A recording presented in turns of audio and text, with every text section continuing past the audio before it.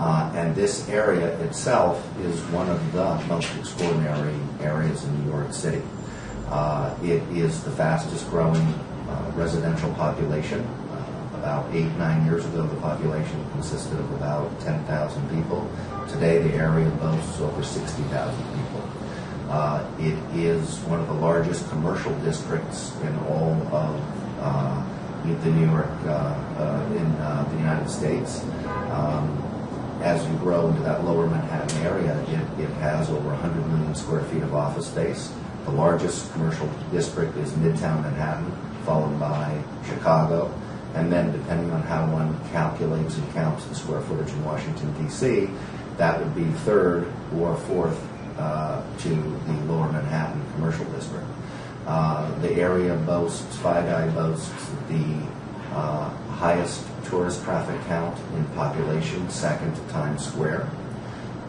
It has the highest education rate per zip code per capita in all of the United States. It has the most wealth per capita per zip code by daytime than anywhere in the United States. And for a period of time, which has just recently changed, it had the highest income per capita per zip code by nighttime as well. Now I think it's second or third in the United States. Mountain View, California, I think has the highest income per zip code per capita in the evening time. So here we have an area that had the highest education rate, had the highest income production both by day and night. It also has more railroad track per square foot than anywhere else in the United States. Had the third or fourth, depending on how you count it, office population in terms of square footage than anywhere in the United States. Is the fastest growing residential community in the United States, and certainly New York City. It has more schools being built in that area than anywhere else in New York City. And you could go on with all of the things that one can describe in the area, and yet there was no name for the specific area. People just said downtown, which was such a wide area of description that nobody could even tell you when they were going into the financial district.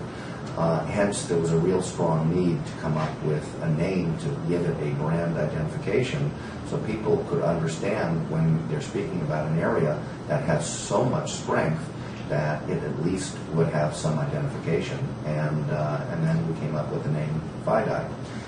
And that name now seems to have really taken hold. The residents of the area are calling it FiDi. The commercial tenants are calling it FiDi. There are firms now that have called themselves FiDi Residential, and it has seemed to really take hold, as it should, because the area is so strong. The other thing that, one of the extraordinary things about the area is its diversity in use.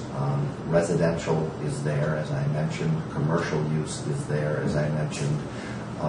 But the civic is also there. We've got an enormous amount of organizations, both culturally and civically, that are located. There are 3 Smithsonian Institute affiliates that are there. There is a number of other museums that are located within the area. 8 or 9 museums specifically are there, from the Sports Museum to the Museum of American Finance, to the Indian Museum, to the Police Museum, and on and on. And that is one of the other unique qualities about the area, is that it has such a rich diversification of use.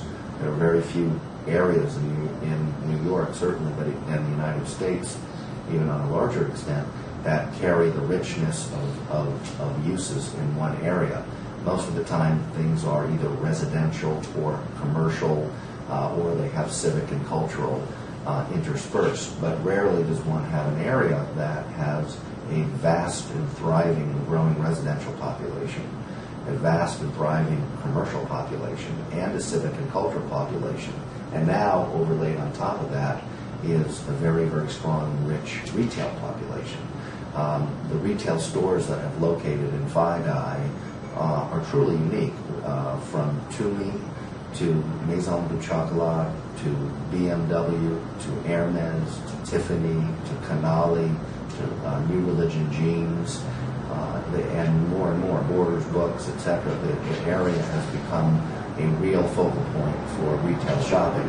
And it took a long while, but the retail tenants finally recognized what was there. The island of Manhattan, being surrounded by water, is an area in which people need to get to and from very easily. And I think one of the strongest pieces of benefits, I guess, of the FiDi area is its transportation network. So you've got a very vast transportation network which now lets people arrive to and travel within the FiDi community on a very, very easy basis. Hence, retail would like to locate there. Then you've got a very strong office population, on top of which you've got now the fastest growing residential population in New York, and all very, very wealthy. So it has now really become the new Madison Avenue of New York City. There is only one Tiffany and Hermes in all of New York City, except now you have a second, which is in the FiDi area. So I think it is certainly growing and finally coming to its own. The other thing that I think is extraordinary for the area is its transportation redevelopment. It always had, as I said, the highest amount of railroad track of anywhere in the world, frankly. There's more railroad track per square foot than anywhere else in the world. But the delivery system, the stations themselves, were lacking. Now you have 4 brand new transportation hubs that have either been completed or in the process of being completed, which is going to revolutionize the way people travel to and from and within the financial district marketplace. And that consists of the new Broadway Fulton Transit Center in the heart of FiDi, where every single subway will connect to in one place, never before in New York City's history. Then that is also underground, physically connected to the new Calatrava Path station, which will carry people both from Subway and the Port Authority of New York, the Path, to and from New Jersey. Also, there'll be a 1-seat ride directly to Newark Liberty Airport, directly from Manhattan at the Path station. Never before could you get to an airport from a 1-seat ride. Now you'll be able to. Secondly, the Broadway Fulton Street station will have a 1-seat ride ultimately to John F. Kennedy Airport. So here, New York has gone without any direct connections through public transportation to an airport, and we'll have 2 direct connections to 2 of the 3 large airports in the New York City area. Also, the Battery Park Ferry Terminal has been completed, which is the 3rd major transportation hub, and the 4th major transportation hub that also has been completed is Staten Island Ferry Terminal, located on Whitehall Street. So now the big problem that existed in people's minds, which was the delivery system of the transportation, is not only going to be rectified, but we will have 4 of the largest, most extraordinary and modern transportation hubs directly in the lower Manhattan area and in FiDi. So that, I think, bodes extraordinarily well for the community.